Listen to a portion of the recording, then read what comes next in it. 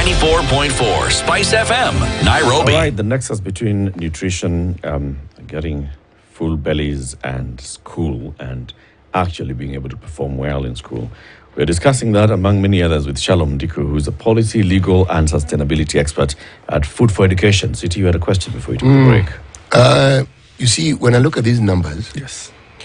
not everyone who is in that school and who receives this school feeding program or who is part of it could be said to be poor. True. But clearly there is a need. Why I wanted those numbers, why I was asking for those numbers is because I'm trying to estimate, I'm trying to think. With every year, the number of Kenyans, young Kenyans who actually join schools isn't decreasing, it's actually increasing. Okay? But everything that we're saying doesn't speak to schools not meeting the needs of children. It speaks to parents not having the means to look after their children. Because if parents were able to look after their children, well, they would all go to school and they would have something to eat in order to go to school. Okay. Do you see a situation where, whether it's the county government or the national government, do you see a situation where they will actually be able to meet the needs of those who actually need this program? Yeah. I think that's an interesting question, and I think when you think about it that way, because at scale for a country at large, to meet the demands of the children who would require a meal or who need it really, I think would require investing and putting public resources towards that, right? Because historically, if you look at school feeding in this country, I think the first school feeding program, 1966, historical, and then WFP comes in in the 80s. Again, it's an NGO coming in, a global organization, powering that. Then we had Maziwa Nyayo, which again was not a meal, but it was milk, and it was impactful. Very impactful. I hear there's some who can testify. And you then come to where we are now, where you have a government investing significantly. You've seen an increase significantly over the last 2 or 3 years in school feeding. One model that works for us at Food for Education is our partnerships with county government. So county governments obviously have a mandate for ECDs, and in them putting aside resources to cater to those learners, that means that these learners will actually go to school. These learners will have this opportunity, and a number of them in these counties do have that need, CT. For the national government, I think upping that budget is key, right? It's not just about the children who will benefit. Yes, that is paramount, but at the same time, our blueprint of school feeding empowers the livelihoods of various stakeholders. For example, the food that we use to cook and feed these learners comes from farmers in 13 counties, right? So if a farmer is growing dengu in Busia, right, there's that knock-on effect, right? If that child in Busia can go to school and eat, that'll be great, but you're also empowering their mother, who might be a farmer, right?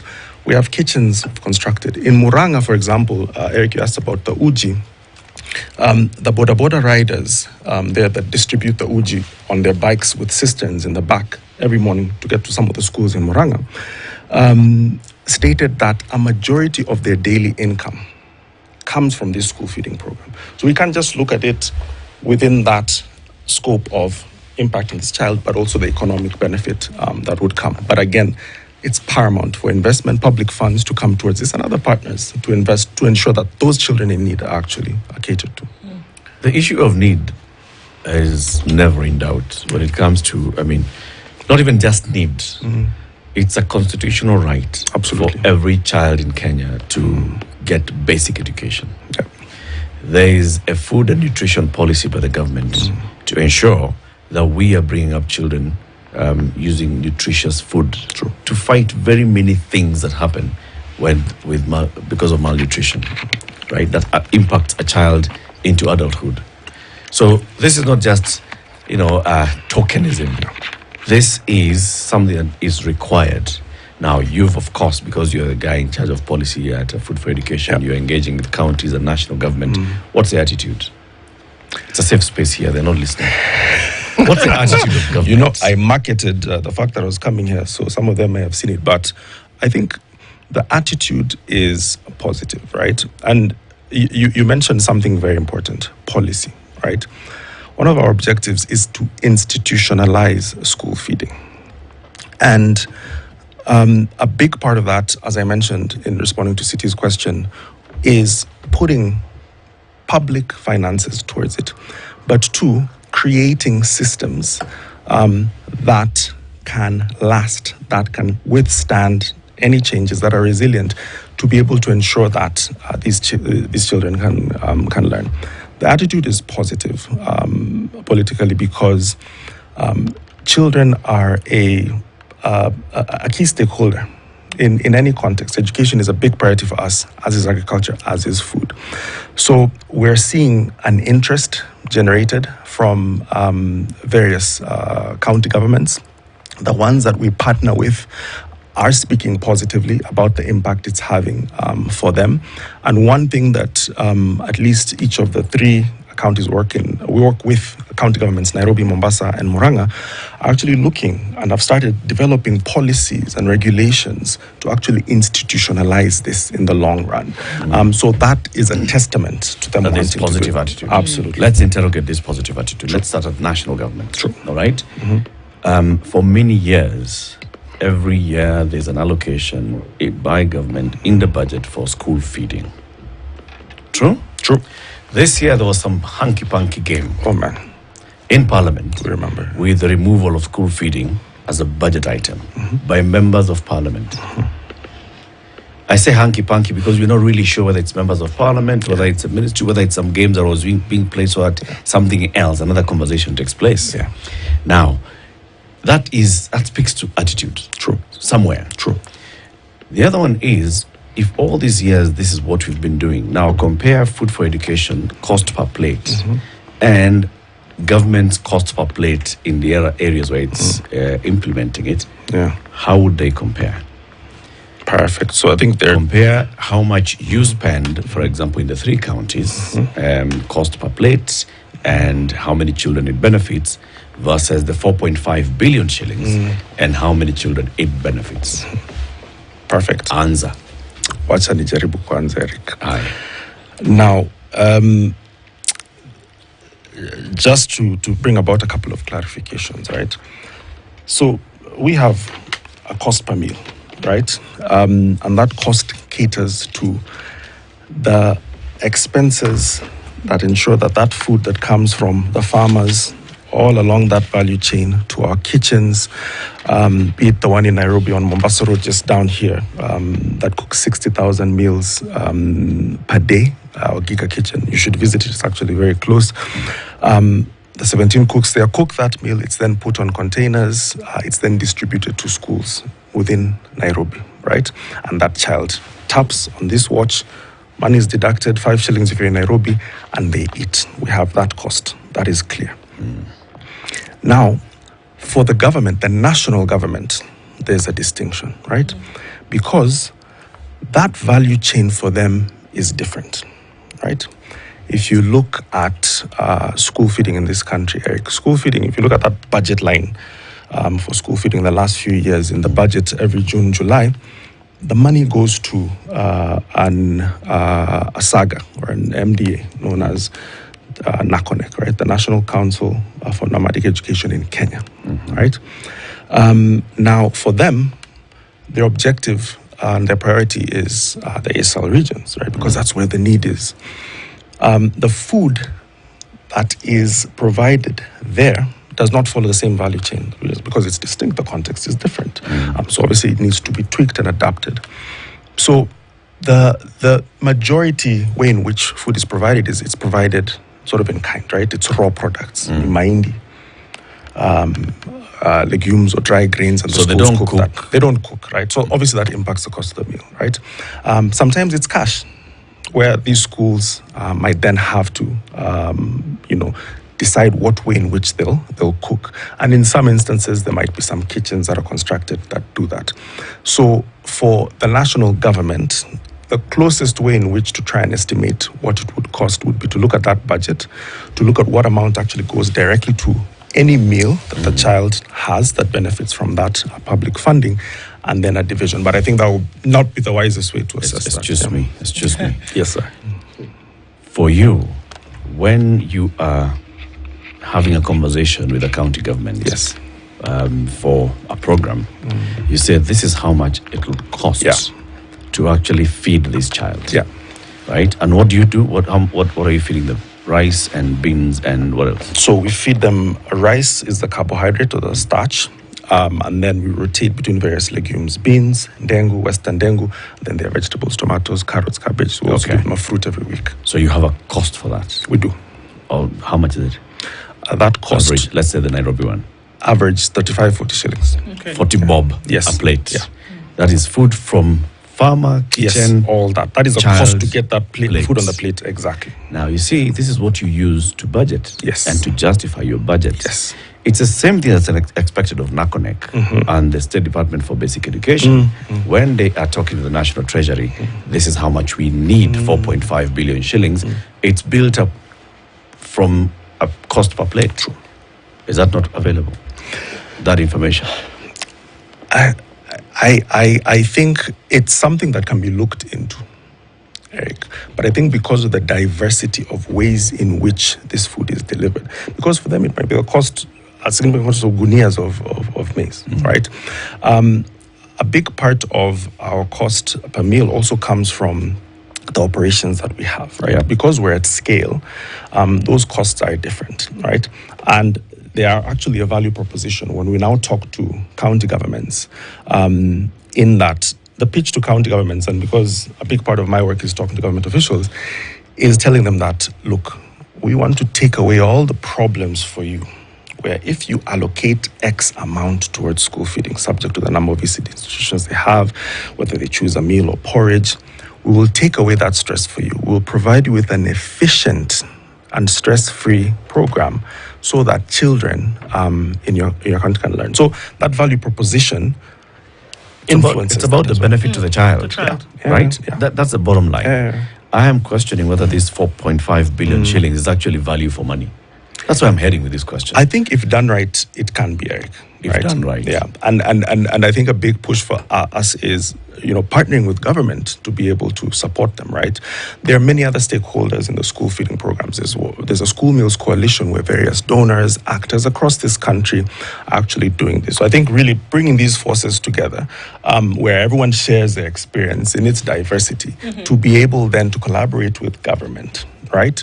To do this could actually get us towards that, getting it done. So beyond this 4.5, if you look at the other actors in this particular space, how much money then would you estimate is actually being spent? Yeah. And is there a duplication of effort? Being spent or needed? No. What's available? What's being spent? It's more because, organizations like us are contributing. Can we hazard a guess? I'm picking up from where Eric left it. Because 4.5 billion is a lot of money. The question I'm thinking is... And it's feeding only to about... It's 2.5, yeah. 2.5 million Yeah. children. Yes, and that's the question I'm asking. Can 4.5 billion not feed more people? And if there are other people who are coming in, then do we really understand what that 4.5 billion can actually do? And can I add to that? Yeah. Because if we're saying 4.5 billion, and it's already been established that what you're spending, everything that you're spending, you're buying the vegetable, you're doing the transport, you're doing everything, comes to 40 shillings a plate. Are we saying that 4.5 billion shillings at 40 shillings per plate is just feeding 2.5 million students? The 40 shillings is us, Is right? the food That's for- what we can speak to, right? That is also based on our operational efficiency and the way in which our system and blueprint Yes. works. I think with government that question changes, right? Because feeding a child in Samburu is different to feeding a child in Kitale True. or in Machakos, right? True. Because of various factors. So I think dissecting this would be key. And I think it's something that would be worthwhile to consider. But I think, one, the government should be commended for even putting 4.5 billion towards school feeding. Why? Because it is a significant increase on what was there before, right? No. Okay. How much was there before? It was less, right? It was about 3 times less. Okay. Right? Feeding how many children? I wouldn't know the figures, right? times Historic, that. Okay. right? But if we sort of estimate 3 times less, right? So in the last 5 years or so, City, I would say they should be commended for that, because money is going towards school feeding. And I've spoken about the importance and Why are value you of it. thanking the government for doing something it should actually do? That's what they're supposed to do anyway. They've done it. And they're actually not even doing what they're actually supposed to do because they're not meeting the needs. What are we thanking them for? We're thanking them because they have done it, right? If you look at, Eric talked about this right? This right to education, right? The right to food is a socioeconomic right. If you look at our Constitution, Article 43, it states that socioeconomic rights can only be achieved, right, where resources can also follow them, right? It's a balance in which, for that right to be achieved, resources must follow. Is the right? government doing And us a they've put favor? They're not doing us a favor. So it is why their would- duty. Yeah, precisely. Right? It is their duty. Look, I may sound a little harsh on this one, but it's a habit we Kenyans have. Every time the government does what it's supposed to do, we are grateful. Why? They're not using their money. It is our money that they're using to meet these needs. So what is this? We thank them and we're grateful to them for. They should be doing more. Every child who needs to be fed should be fed. True. When we get to that, then I'll say this government has done well. And that's where we want We to are get far from it. How is it that we have 10 million children, by your estimates, who need feeding? How many are we able to feed? a quarter. Precisely. Now you tell From me. public funding, yes. Yes. Yeah. It has to be public funding. You see, that's the thing. Because of the work that someone like Wawera Njiro did with founding Food for Education and working on the efficiencies and showing that it's actually possible to get school feeding done, where you have a uniform and nutritious meal being given to thousands of children at Hundreds the same of time. thousands, yeah. Right? Where we can see it's doable and it's possible. And you can also see the cost. And you can even continue working to bringing that cost lower, right? This is just one organization that has done that. We have an entire ministry with departments that have been there in existence, specifically handling nutrition in schools. And they haven't been able to just crack that thing. That's why City is coming in and saying, look, come on. Have you actually been doing what you should be doing? And it's thanks to Food for Education that now we can actually ask that question. So you can't just come and tell us, we are feeding children in the ASALs, they're pastoralists, now we can't go and cook in school. those ASAL areas. And if we give the children, then their parents will also now come and grab them. So we have to buy a whole gunia for the whole family. Those are stories. World Food Program And this is where pilferage works in happens. those areas that we are speaking of, just like they work in places like Somalia. There are other programs other than World Food Programs who have been working in those ASAL areas. Okay? What you're doing now gives us a huge advantage in that we can quantify to the last detail what it is that this thing actually costs. Before, you had this huge amount of money and you're told it is in a food program. Yeah. What the details are, you don't know. But every year, the money is there. This year, they've increased it. Now, This current financial, they decreased it. Sorry. yes, they have increased it. Decreased. No, they increased it before. Yes, now before. they've decreased it. Because of now, the hullabaloo that happened. Yeah. okay. The focus that we need to have on the young citizens of this country is nowhere near what it should be. True. How do you have a country like the one we have with the opulence we see, and yet you're talking about people who have no idea what they're going to eat that day, no idea whatsoever? It's problematic. You see, it is that disconnect that I'm actually addressing. I see. And I'm looking at 4.5 billion, and I'm looking at what it can do. And I'm saying that 4.5 billion isn't doing what it's supposed to do. And a big part of what we're trying to do is we're trying to partner with government to bring this efficiency that we have, to bring these skills, to bring this knowledge and experience that we have to be able to do this. This big kitchen... Government will resist it. No, I want to look at the 3 county governments we're working with. Yeah. It's just... Food for Education is not the only entity that works towards providing feeding. Yeah. You've said that. There are others.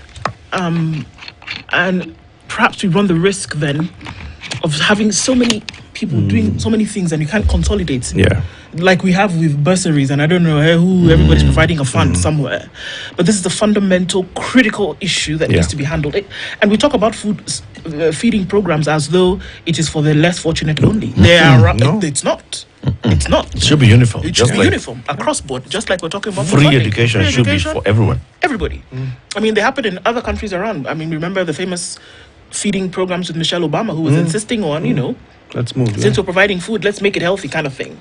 So we're not talking about something that's for poor, but no, it's for everybody. So would there be a case for consolidating the efforts of all of these entities who are providing the same thing? Because you have so many people in the kitchen, you don't really know who's providing what. Or then which doors you've opened for pilferage. True. And I mean, too many cooks can't spoil the broth. Yeah. One thing that has brought together a number of actors is what's known as the School Meals Coalition. Actually, last week, the president hosted a number of ministers from about 11 countries for that. So there's a global School Meals Coalition, but there's also a national School Meals Coalition with government involved, with the donor community involved, and with organizations such as ours that are implementing involved. So that is one platform that brings these actors together, and WFP was mentioned as well. So all these actors have come together, and that coalition was actually launched, I think, less than 2 months ago at KICD. So that's one way all this collaboration is happening. But we're seeing it in we're seeing also, for example, we're having conversations with the Council of Governors, right? And they're interested in looking at bringing the county together and aligning on policy issues when it comes to school feeding. So there are ways in which that consolidation is happening. Yeah. Some good work you're doing. We must commend Food for Education, right? Thank you.